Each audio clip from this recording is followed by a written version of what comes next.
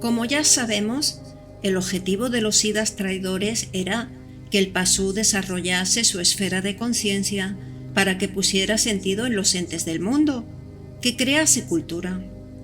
Pero el pasú evolucionaba demasiado lentamente y no se conseguía dicho objetivo. Por tal motivo, los siddhas traidores tuvieron que intervenir. ¿Qué hicieron? Se mezclaron con el pasú con el fin de que éste desarrollase por completo su esfera de conciencia, es decir, pasase de preconciencia a conciencia. Y así sucedió.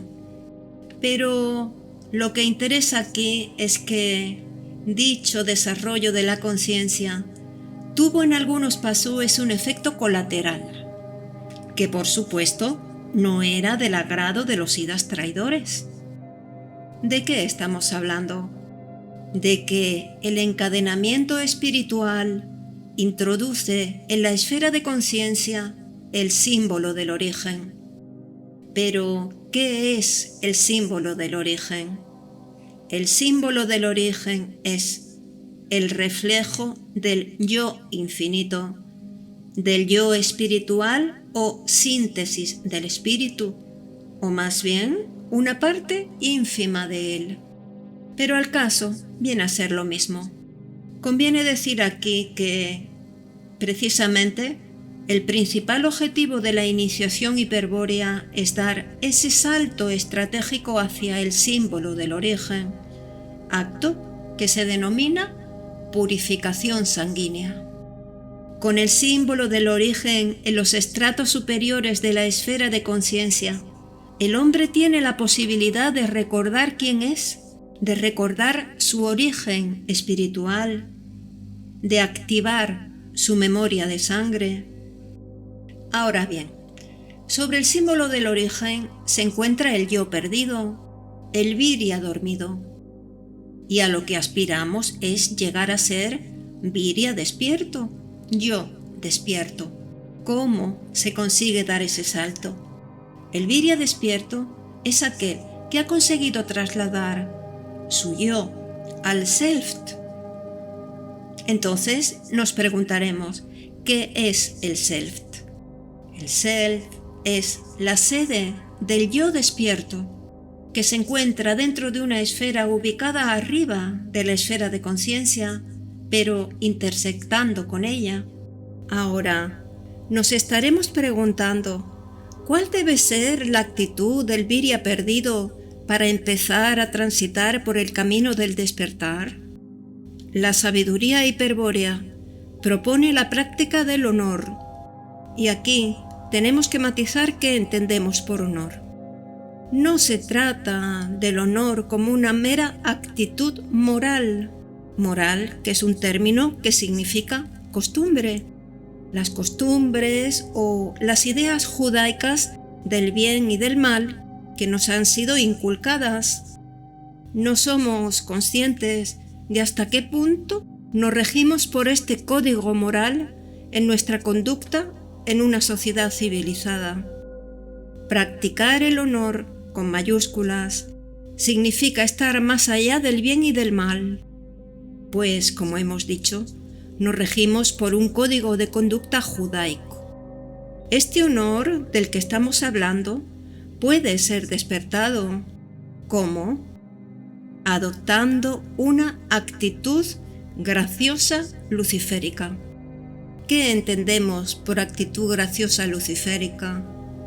Para empezar, diremos que ella se fundamenta en el valor opuesto a temor. Enseguida lo entenderemos. Ante una situación de temor, se pueden adoptar dos actitudes. Una, acogerse a un símbolo sagrado, que es algo externo que evita enfrentar una situación.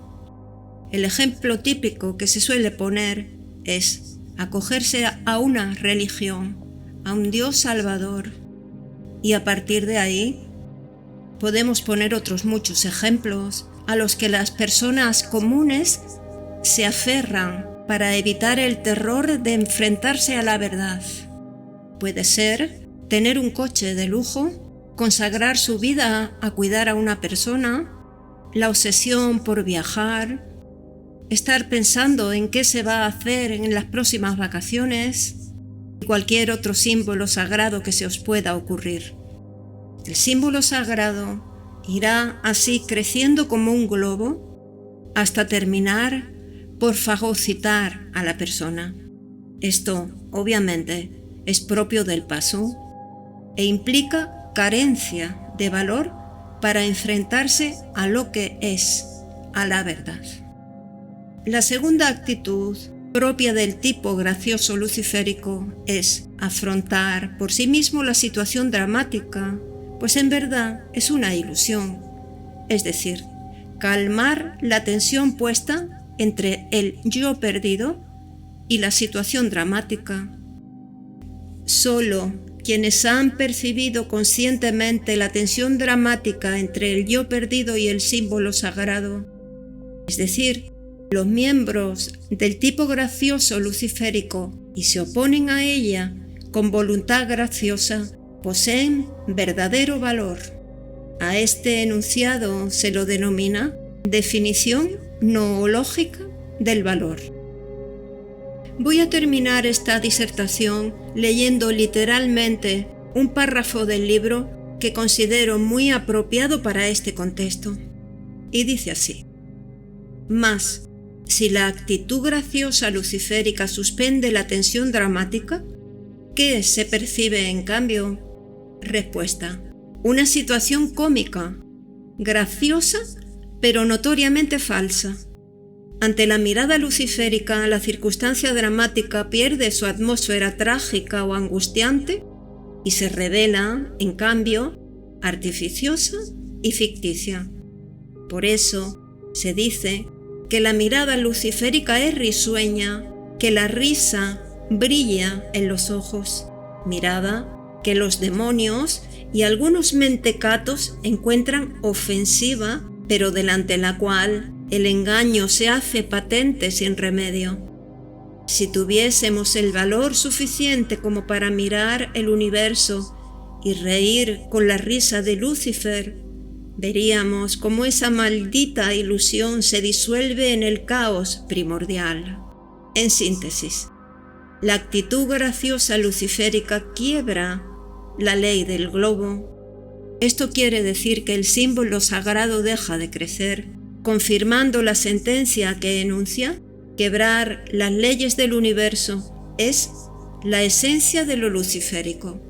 La sabiduría popular, desde luego, conoce perfectamente el principio de que la risa suspende la tensión dramática, aunque proyectado en situaciones exteriores o hechos culturales.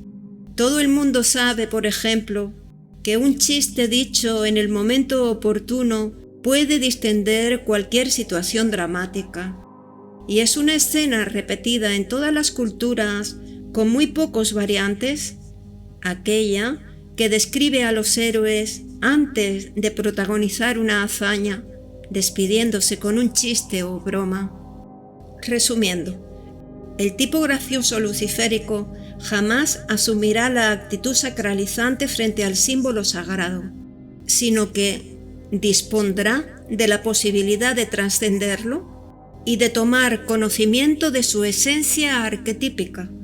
Si la potencia del símbolo sagrado es o parece ser demasiado intensa, hasta un grado tal que inicialmente sobrepasa la capacidad de asimilación de la conciencia, no temerá, exhibirá en cambio una actitud graciosa luciférica que le permitirá vencer la perplejidad ante lo grande, suspender la tensión dramática, quebrar la ley del globo y atravesar así, valiente, orgullosa y risueñamente, los límites formales del símbolo sagrado.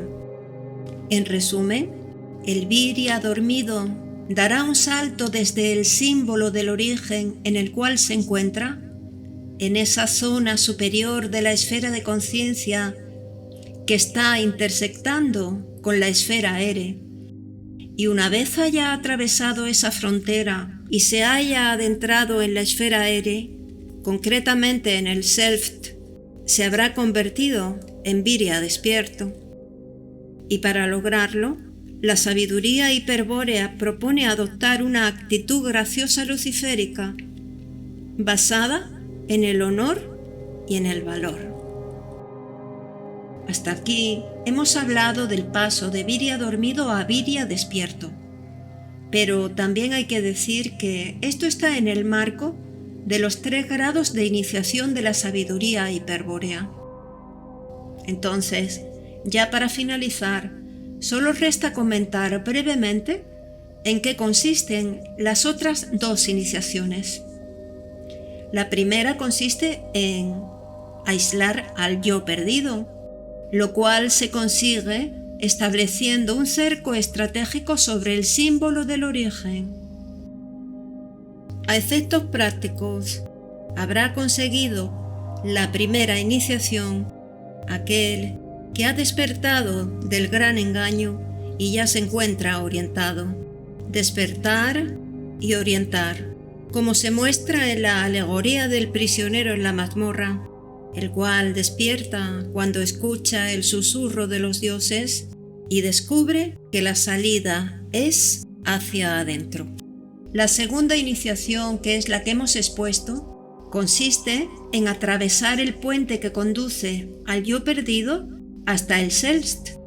Esto se traduce en que habrá obtenido la segunda iniciación aquel que, una vez despertado y orientado, marche por el mundo de la materia con hostilidad esencial hacia las entidades demoníacas que dominan el planeta.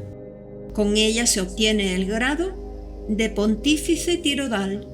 Y por último, la tercera iniciación consiste en que el yo, ya despierto y desde el Self, está en condiciones de revertir el espíritu hiperbóreo, es decir, se consigue que el espíritu muestre de nuevo su espalda hostil. Recordemos que ese era el estado original del espíritu en el origen, mostrando su tergum hostis, su espalda hostil, pero que una vez ingresó en el mundo material, el espíritu se revirtió, pasando a mostrar su vultus spiritus, es decir, su rostro espiritual, pasando a estar en un estado de indefensión. Por eso, la tercera iniciación consiste en devolver al espíritu su hostilidad esencial. A esto se le denomina conquistar el Vril. Y así es como se obtiene el grado de Siddha Berserkir. Y esto ha sido todo por hoy, ya os espero en el próximo día. Quiero recordaros que podéis apoyarme en el canal con tan solo uniros. Un abrazo a todos y no bajemos la guardia.